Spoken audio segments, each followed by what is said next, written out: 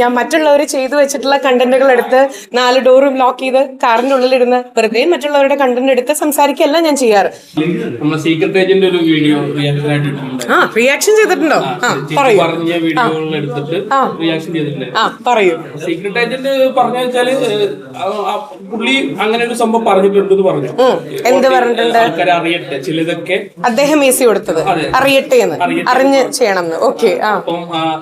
പക്ഷെ ചേച്ചിയെ വിമർശിച്ചത് വേറൊരു രീതിയിലാണെന്ന്. എങ്ങനെയാണ്? ഞാൻ കണ്ടിട്ടില്ല കേട്ടോ റിയാക്ഷൻ വീഡിയോ. പറയൂ. ചേച്ചി ചെയ്തതില് പെർഫ്യൂമിന്റെ വീഡിയോയില് അതില് കണ്ടന്റ് ആയിട്ട് കൊടുത്ത സമയത്ത് BGM കേറ്റി എന്നാണ് സീക്രട്ട് ഏജന്റ് പറയുന്നത്. ബാക്കിയൊക്കെ ചേച്ചി സപ്പോർട്ടാണ്. ശരി, ഞാൻ BGM ഇട്ടതിന് അതിനെന്താ കുഴപ്പം? ആക്ച്വലി ഞാനൊരു ഇൻഫ്ലുവൻസർ ആണ്, ഒരു ടെലിവിഷൻ ഹോസ്റ്റ് ആണ്, ഞാനൊരു കണ്ടന്റ് ക്രിയേറ്റർ ആണ്. ഞാൻ മറ്റുള്ളവർ ചെയ്തു വെച്ചിട്ടുള്ള കണ്ടന്റുകൾ എടുത്ത് 4 ഡോറും ലോക്ക് ചെയ്ത് കാറിന്റെ ഉള്ളിലിരുന്ന് വെറുതെ മറ്റുള്ളവരുടെ കണ്ടന്റ് എടുത്ത് സംസാരിക്കല്ല ഞാൻ ചെയ്യാറ്. ഞാനൊരു എന്താ പറയാ, ഒരു കണ്ടന്റ് ക്രിയേറ്റർ ആയതുകൊണ്ട് തന്നെ അത് നമ്മൾ ഏറ്റവും ബെസ്റ്റ് ആയിട്ട് എക്സിക്യൂട്ട് ചെയ്യാനേ നോക്കുള്ളൂ. ഇനിയും എന്റെ വീഡിയോസിൽ ഞാൻ ചിലപ്പോൾ 3 ക്യാമറയോ 4 ക്യാമറയോ വെച്ച് ഞാൻ BGM ഇട്ടിട്ടൊക്കെ ആയിരിക്കും. എനിക്കിങ്ങനെ കാറിലിരുന്ന് ഇങ്ങനെ സംസാരിച്ച് എനിക്ക് ശീലമില്ല. സോ അതെന്റെ രീതിയാണ്. അപ്പൊ ഇനിയും അത്തരത്തിലുള്ള വീഡിയോസ് ഞാൻ ചിലപ്പോൾ ചെയ്തെന്നിരിക്കും. BGM ചിലപ്പോൾ ഞാൻ മ്യൂസിക് ഡയറക്ടറെ കൊണ്ട് ചെയ്യിപ്പിച്ചിട്ട് ഞാൻ ചിലപ്പോൾ എഡിറ്റ് ചെയ്ത് ഇടുന്നിരിക്കും. അതൊക്കെ എന്റെ പേഴ്സണൽ ചോയ്സ് ആണ്. കാരണം എന്റെ യൂട്യൂബ് ചാനലാണ്. That's called creativity. അത്രേ പറയാനുള്ളൂ.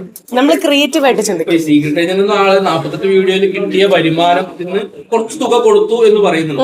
അപ്പൊ സീക്രട്ട് ഏജന്റ് ഉദ്ദേശിക്കുന്നത് രേണുസുതിയെ വെച്ച് ചെയ്ത എല്ലാവരും ഞാൻ ഒരു കാര്യം ചോദിച്ചോട്ടെ, ഞാൻ രേണുവിന്റെ നല്ല കാലത്ത് കൂടെ ഉണ്ടായിരുന്ന അന്ന് മുതലേ ഞാൻ കൂടെ ഉണ്ടായിരുന്ന ഒരാളാണ്. 2 വർഷത്തോളമാണ് എന്നെ കൊണ്ട് പറ്റുന്ന രീതിയിൽ, ഞാനത് വലിയ ഭീമമായെന്നല്ല, എന്നെ കൊണ്ട് പറ്റുന്ന രീതിയിൽ സുധിച്ചേട്ടൻ ഇല്ലാത്തത് കൊണ്ട് സ്റ്റാർ മാജിക്കിൽ നിന്ന് കിട്ടുന്ന ഒരു വരുമാനം എന്നെ കൊണ്ട് പറ്റുന്ന പോലെ 2 വർഷത്തോളം ഞാൻ അവരുടെ കൂടെ ഉണ്ടായിരുന്നു. ഈ 2 വർഷവും അവരെ കുറ്റം പറഞ്ഞ്, അവരെ കല്ലെറിഞ്ഞ് ഒരു ക്യാൻസർ വരേണ്ടി വന്നു ഇത്തരത്തിലുള്ള മോശം പറഞ്ഞവരെ സഹായിക്കാൻ വേണ്ടിയിട്ട്. അത് മാത്രമേ എനിക്ക് പറയാനുള്ളൂ. അതൊന്ന് ചിന്തിക്കുക. That's it.